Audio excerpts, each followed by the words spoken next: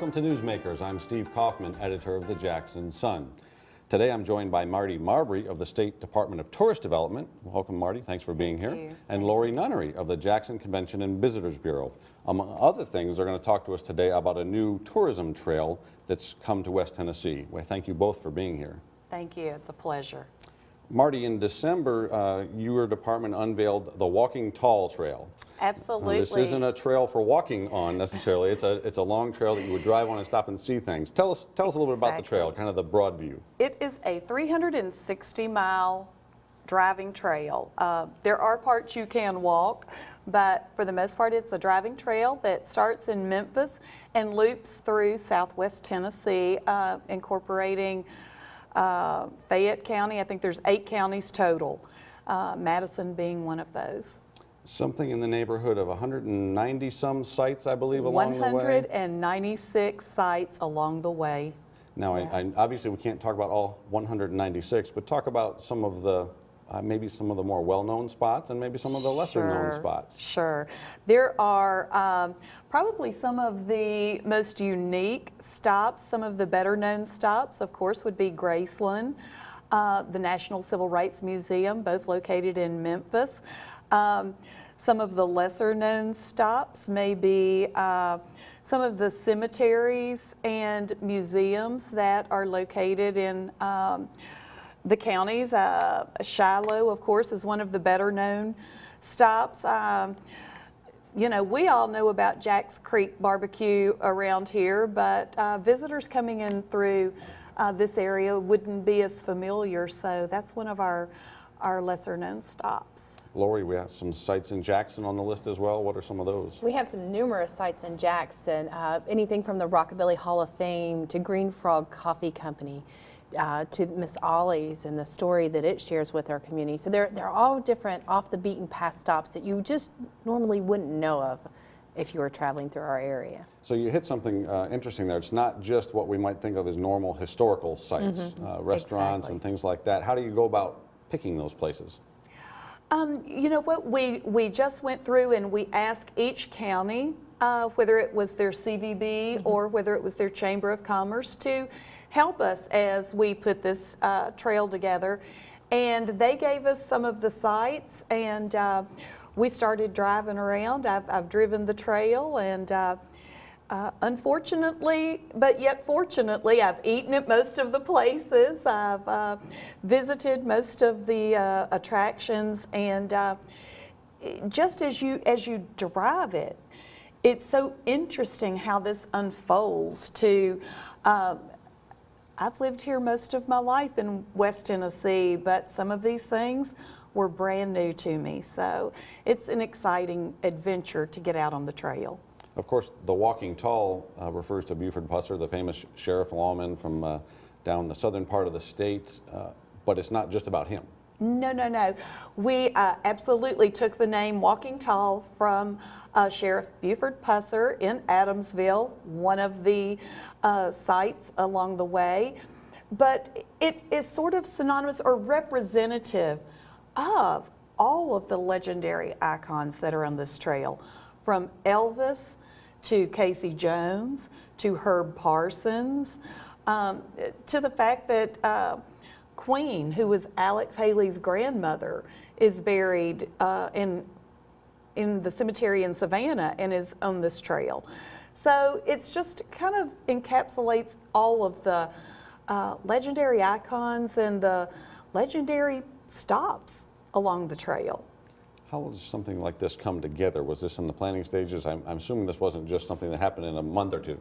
Oh no, oh no. This was a year-long process for us. Yeah. I mean, they had started kicking off when I came on board last year, and it was amazing to see how this developed. And as Marty mentioned, with all the communities working together and bringing those unique destinations up, I mean, it was just, it was neat to see that, how it developed and how it came together and everyone's involvement and support of the program. But it was a year-long, and we have driven that trail many times. And I'm just amazed at all the unique stops that we have found along the way.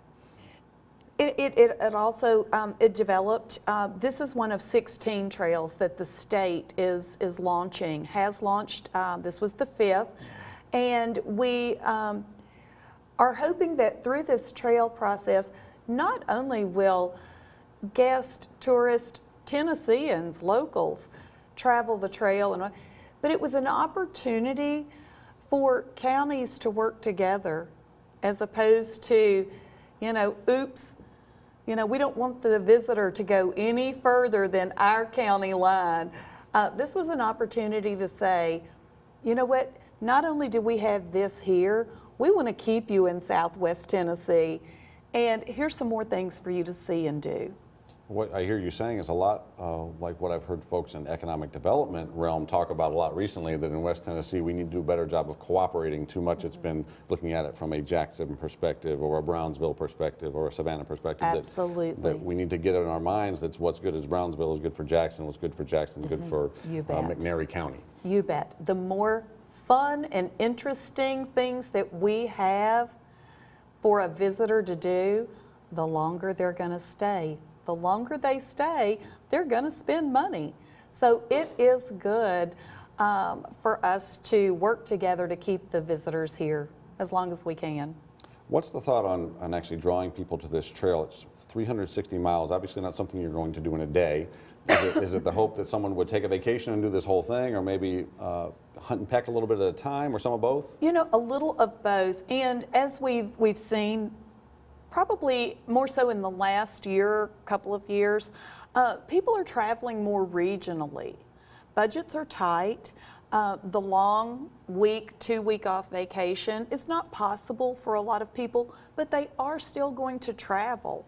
And so taking those long weekends, 4 days or 3 days, and loading the kids up and saying we're going to do something, this is a perfect opportunity to see something new, see something different, have fun, educational, and still have that aspect of a vacation.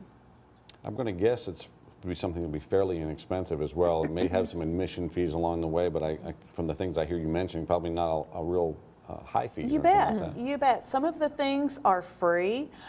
Some of the things, there are admission fees, but there's so many things that you can do. And the way the trail and the byways work, and what is so, I think, interesting and cool, is that they intersect with so many other things, such as the Civil War trails. So, and the brochure will definitely let you know is that if you are at a site such as Shiloh, it's also on the Civil War Trail. So you can kind of weave your way in and out of a couple of different initiatives and not even know that as a visitor. So it's very interesting, not expensive, and the money that you do spend stays, if you're a local, it stays in the state, and we hope those visitors do stay and do spend that money. Lori, is it common for you to get contacts from folks who may say, I'm stopping in Jackson to go to Casey Jones or the Rockabilly Hall of Fame? What else is there around? Does that happen often? All the time. And what we see as a Convention and Visitors Bureau is that we're trying to help educate people on the other things to do to try to get them to stay longer. We're working with several different conventions now, and they want a list of activities that are going on, not only destinations, but activities that are happening during their visits. So it's our responsibility to help pull that information together, but you're absolutely right.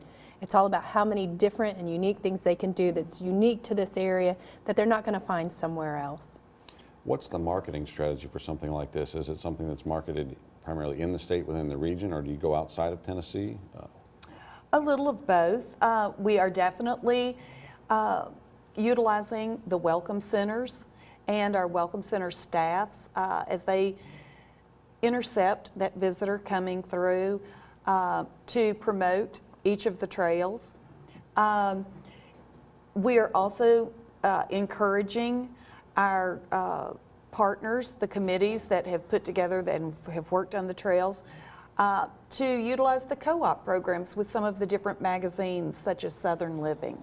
So they have an opportunity to advertise in a national publication such as Southern Living at a great discount and benefit to them. And for us here in Jackson, some of the other things that we look at is not only get involved in cooperative opportunities like what Marty's mentioning, but they have a great website that has so many click-throughs that you can find out about the destinations on there. But we're looking to support it here locally and making sure that our partners that are involved in the trail are able to help promote the other destinations on the trail, that they know where the next stop is or where else they can go if they enjoy their services. And one of the great things, I think, for the trail participants is just what Lori mentioned. They have the opportunity to market, publicize, and promote each other.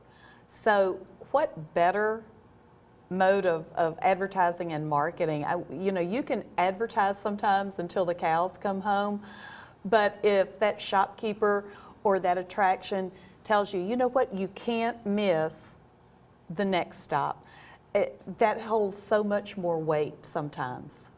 You've touched on it a couple of times, but talk a little bit more, from both your perspective, regionally and maybe more locally, about the value of tourism and that money getting spent and how it rolls over or doesn't roll over and where it goes. Well, locally here in Jackson, Madison County, tourism jobs account for about 1,600 jobs in our county alone. It's huge. It was interesting as they released the statistics for the state and the counties. Jackson, Madison County ranks 11th in all of the key indicators for the economic impact of tourism.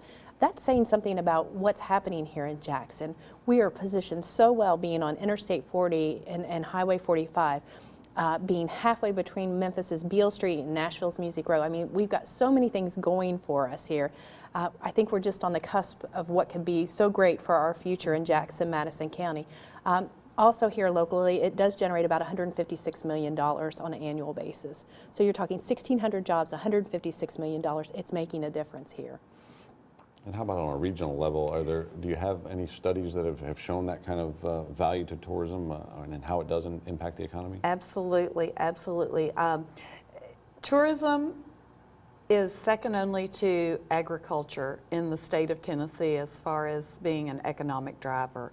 And I think people are becoming more aware of that.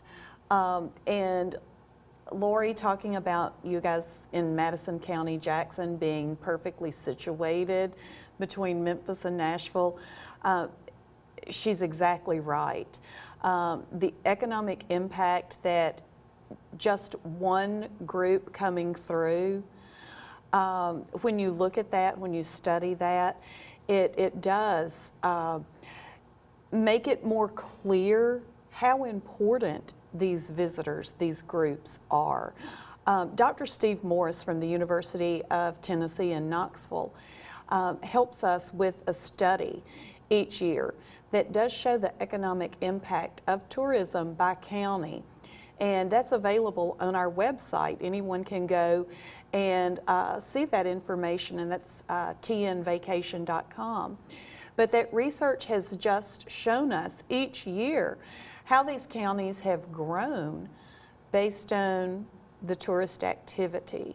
And so we like to strongly push and advocate that tourism is a growing sector of economic and community development. You mentioned that the Walking Tall Trail is the 5th trail. Mm-hmm. What are some of the others that people might be interested in hearing about? We have launched the Sunnyside Trail, which is in northeast Tennessee, and the name of that trail came from the Carter family and the music that they have put their brand on up in that portion of the state, and their wonderful song, Keep on the Sunny Side. A second trail has been the White Lightning Trail. That has been a very popular trail because everybody's jumping on the trail trying to go find that white lightning. And you know, one of the stories that has come from that is that NASCAR racing got its start from the running of moonshine, and so people have just really embraced that trail. We have the Old Tennessee Trail, which is launched out of Nashville, and now you've got me on the spot on that That's fourth okay. one. I'll have to look in here, use okay. my cheat note.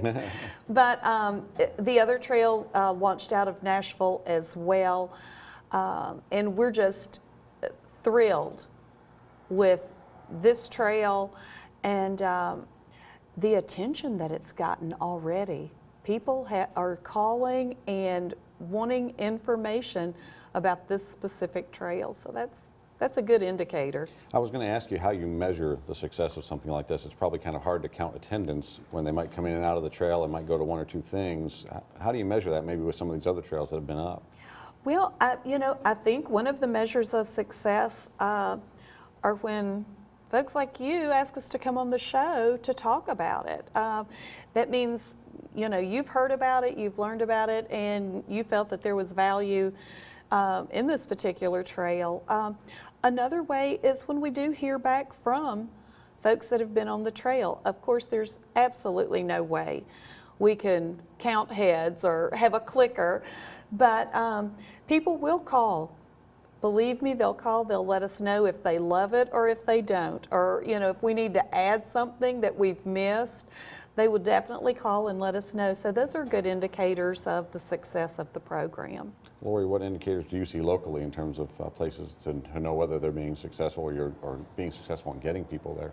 I think the biggest thing we see is just the businesses in themselves. I mean, they're not your larger store. These are smaller businesses. They can account directly for the people that are coming through their doors, and that's something I think we found with some of the other trails that were launched about the small business success, about how that changed the people's awareness, because not only are you getting a print brochure, but you're also online. You have a really great website to promote it, and then there's a Facebook page also to support the efforts of it. So as groups that are coming into Jackson, we invite them to go out and explore this and then tell the rest of the world what they think about these destinations. I mean, it's all about creating that dialogue, and we're really excited. We have the Harley-Davidson Owners Group coming in June of next year, and we're encouraging them as motorcycle riders and enthusiasts to go out and to try these trails and see what they think of them.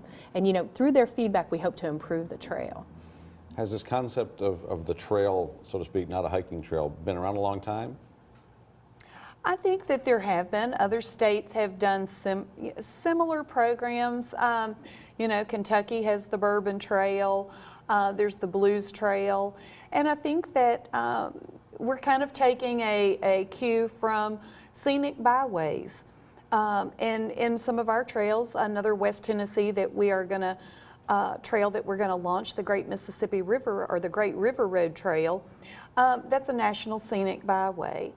And so to be able to incorporate that along with the trail program is beneficial to us, going to bring more people in. So there are other trails. They're not as great as these.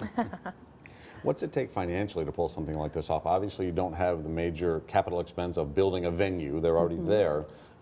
So I guess you're talking about signage, you're talking about advertising, promotion.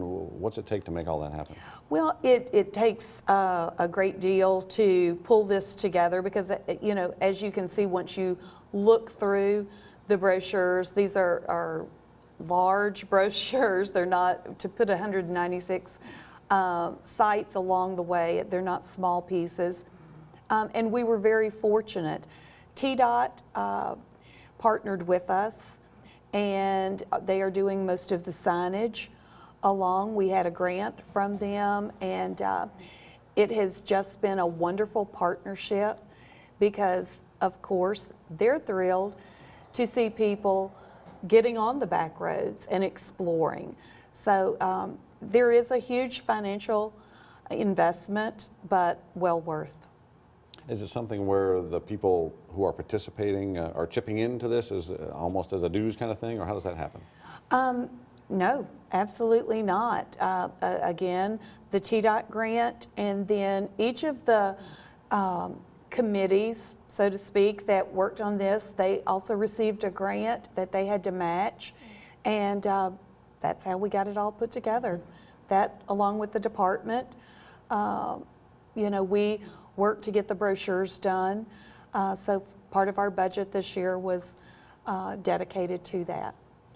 Let's talk about some other things tourism related in terms of ventures. We've talked a little bit about the Civil War. Obviously, we have a major anniversary we're about to hit with the Civil War. And I know there's a lot of plans going on at the state, regional, and local level even. Talk about some of the things that are going on for the 150th anniversary of the Civil War. Well, now, I see how you skirted around that. It took me 1.5 years to learn to say the sesquicentennial, and you avoided that completely.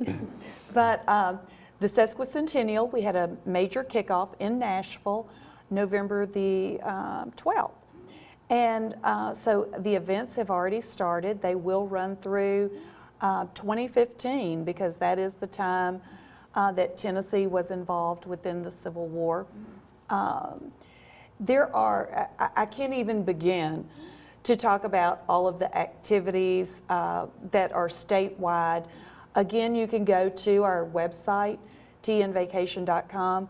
Just in West Tennessee, we have so many wonderful Civil War sites, from Memphis to Shiloh to Parker's Crossroads, the old Denver Church. I mean, it's just amazing the history that we have here. And Lori, I'm going to let you talk about if there's certain Madison County and around. There's lots of things going on, and you'll see them come up on the calendars here over the next few years. Some of the great things are going on out at Denmark and Mercer. You know, they recently finalized the details to save the Denmark church out there, and so they're going to work fast and furious to preserve that. So you'll be seeing some events and activities. Right now, they are doing some activities there where they're having the Christmas cantatas out there from various different churches. So there's activities there. You know, Parker's Crossroads has great reenactments. You know, you can travel on up into Trenton in their great driving tour. And what we're trying to do is get these people together to talk about their different activities to help spread the word for them. But you'll see a lot of things coming up over the next few years. It's an exciting time for us. Absolutely. And one of the things Lori mentioned, Trenton has the driving tour. You can visit so many of the communities. I know that Paris, Henry County has put together an amazing driving tour, Civil War driving tour. So people are very proud of the history and the involvement, and they're trying to make it accessible, easy for the visitor to learn and to enjoy that aspect. I would think the Civil War in particular has a lot of opportunity to draw from not just the region and neighboring states, but Yes. you have so many folks who are Civil War buffs that is this something that there's going to be a larger push outside of Tennessee to draw people in for some of these activities? Absolutely, absolutely. I think that regionally, locally, people are going to be promoting, and I know at the state level, we are absolutely promoting the News Bureau from the department, sending out press releases, talking about the different events, and even being a little proactive, sending out story ideas, letting people know, you know what, if you're looking to write a great Civil War story, we've got it here. And I think one of the best that we have in West Tennessee, Mr. Billy King tells it absolutely wonderful about the Sunday morning service where a few of the Confederate boys were home and at church, and all of a sudden the Union Army, you know, is on their way in to burst in and capture them. And the one guy that hid under his girlfriend's skirt. And just a great story. You don't hear about those unless you run into a Mr. Billy King in the old Denmark church. Some great people and great stories out there, for Yes. sure, for sure. Are there other things on the horizon for Tennessee and tourism as you look out a little further? Well, Each Lori? day's a new and exciting day. Absolutely. It was funny, I was just talking to a peer of mine, and we were saying, you know, after a year we thought we'd have it all under taps and know what was coming next. But it's so exciting because each day there's new things coming up, new groups coming in. You know, we work on so many different events and activities. The new film house that's in Jackson, seeing how we can partner with them to bring people to visit Jackson. I mean, there's just always new things just around the corner, and it's interesting. Everything's open. I mean, it's just, we were talking about with business that when people talk about the economic conditions out there and how slow it is so busy for us with tourism. The hotel lodging taxes, hotels have probably had one of the better years because so many people are still traveling. Even though you don't think of it that way, we are still doing very well with our hotel motel taxes. I will have to say, we are kind of scratching our heads a little bit because everyone talks about how bad, economically we are. And we're seeing some of the best years. Some of my attractions are like, Marty, we're up, 5-10%. And we're like, really? But again, I think it comes into people are traveling regionally. Right now, on Broadway in New York City, we've got Memphis the Musical and the $1 Million Quartet showing. Great time, great opportunity for us as tourism folks to promote West Tennessee to a bunch of people in New York City. We have that opportunity to say, hey, you saw it on Broadway, now come down here and experience it for real. Take a trip through Sun's studio, go to Graceland, Rockabilly. It makes sense. It's a great vacation. So, yeah, we have great opportunities and just kind of putting the lasso out there, capturing them, and pulling them on into Tennessee. All right, well, you keep on doing that. Marty and Lori, unfortunately, we're out of time. I certainly appreciate you joining us to talk about tourism in Tennessee and in West Tennessee in particular. As always, we'd like to thank the Jackson-Madison County Library for the use of this facility, and we'd like to thank you for watching us on NewsMakers. We'll see you next week.